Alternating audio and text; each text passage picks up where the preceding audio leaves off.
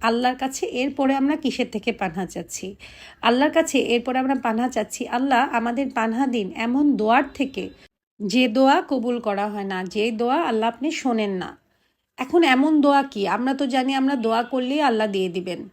না, আমরা এমন অনেক সময় অনেক দোয়া করি যেটা আল্লাহ সুবহানাহু ওয়া তাআলা আমরা যতই চাই না কেন আমাদেরকে দিবেন না।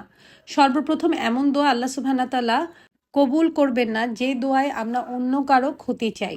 আল্লাহ সুবহানাহু ওয়া তাআলা কোনো ক্ষতি করার দোয়া কখনো কবুল করেন না। হ্যাঁ, আপনি আল্লাহর কাছে বিচার চাইতে পারেন। আপনি বলতে পারেন, আল্লাহ আমার সাথে অন্যায় হয়েছে, আমিও হয়তো কোনো ভুল করে থাকতে পারি। আল্লাহ আপনি সবচেয়ে সঠিক বিচার করেন, আপনি একদম সহি বিচারক।